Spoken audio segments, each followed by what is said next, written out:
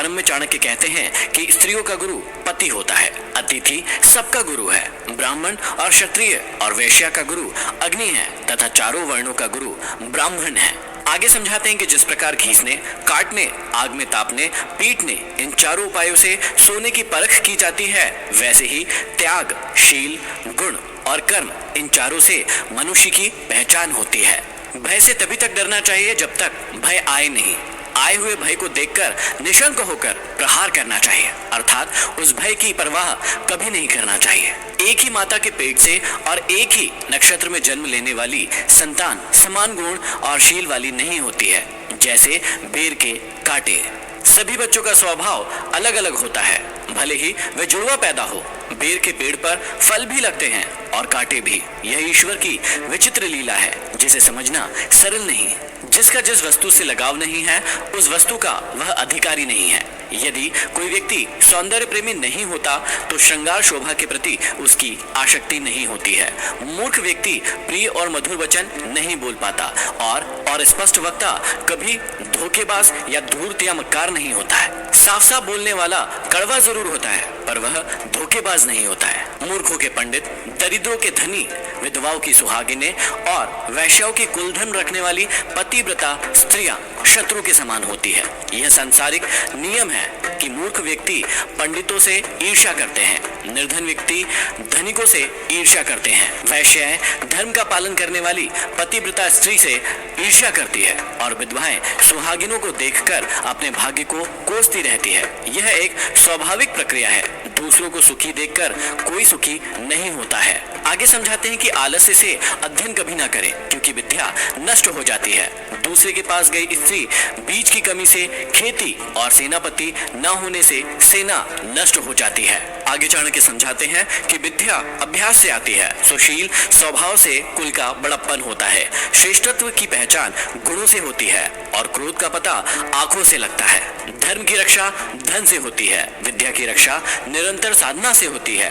राजा की रक्षा मृदु स्वभाव से और पतिव्रता स्त्रियों से घर की रक्षा होती है। ऐसा कहने वाले कि वेद और पंडित व्यर्थ है, शास्त्रों का ज्ञान व्यर्थ है, ऐसे कहने वाले स्वयं ही व्यर्थ होते हैं। इनकी ईर्ष्या और दुख भी व्यर्थ होता है। वे व्यर्थ में दुखी होते रहते हैं, जबकि वेदों और शास्त्रों का ज्ञान कभी भी व्यर्थ नहीं होता है। आगे कहते हैं कि दरिद्रता का नाश दान से, दुर्गति का नाश शालीनता से, मूर्खता का नाश सद्बुद्धि से और भय का नाश अच्छी भावना से होता है। काम वासना के समान दूसरा कोई रोग नहीं, मोह के समान शत्रु नहीं, क्रोध के समान आग नहीं और ज्ञान से बढ़कर सुख नहीं। मनुष्य अकेला ही जन्म लेता है और अकेला ही मरता है। वह अकेला ही अपने अच्छे और बुरे कर्मों को भोगता है। वह अकेला ही नरक में जाता है और परम पद को पाता है। ब्रह्म ज्ञानी की दृष्टि में स्वर्ग तिनके के समान है। शूरवीरों की दृष्टि में जीवन तिनकों के समान है।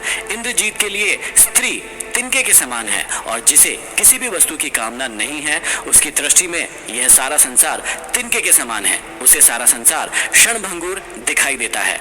वह तत्वज्ञानी हो जाता है। विदेश में विद्या ही मित्र होती है, घर में पत्नी ही मित्र होती है। रोगियों के लिए औषधि मित्र है और मरते हुए व्यक्ति का मित्र धर्म होता है, अर्थात उसके सत्कर्म होते हैं। इसलिए विद्या, पतिव्रता, विदुषी स्त्री, रोग के समय उचित औषधि और मृत्यु काल निकट आने पर व्यक्ति के सत्कर्म ही उसका साथ देते हैं। इसी प्रकार आगे समझाते हैं कि समुद्र में बरसात का होना व्यर्थ है, तृप्त व्यक्ति को भोजन कराना व्यर्थ है, धनिक को दान देना व्यर्थ है और दिन में दीपक जलाना व्यर्थ है। चाणक्य कहते हैं कि बादल के जल के समान कोई दूसरा जल नहीं होता, आत्मबल के समान कोई दूसरा बल नहीं होता, अपनी आंखों के समान कोई दूसरा प्रकाश नहीं है और अन्य के समान दूसरा प्रिय पदार्थ नहीं होता। निर्धन लोग धन चाहते हैं, पशु वाणी चाहते हैं, मनुष्य स्वर्ग की इच्छा करता है और देवगण मोक्ष चाहते हैं। संसार में सभी प्राणी किसी न किसी अभाव से ग्रस्त रहते हैं। इस अभाव को मिटाने के लिए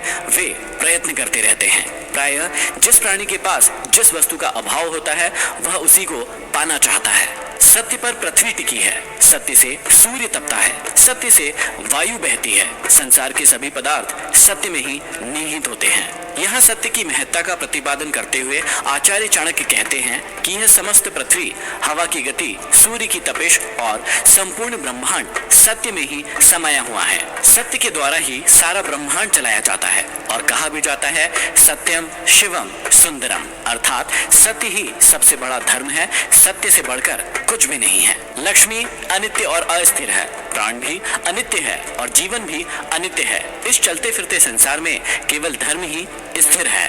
पुरुषों में नाई धूर्त होता है, पक्षियों में कौवा, पशुओं में गीधड़ और स्त्रियों में मालिन धूर्त होती है। ये चारों सदैव दूसरों के कार्य को बिगाड़ने वाले होते हैं। मनुष्य को जन्म देने वाला, यज्ञोपवीत संस्कार कराने वाला पुरोहित, विद्या देने वाला आचार्य, अन्न देने वाला, भय से मुक्ति दिलाने वाला अथवा रक्षा करने वाला, ये 5 पिता कहे गए हैं। अतः समाज में इन्हें पिता अर्थात पालन करने वाला उच्च स्थान दिया गया।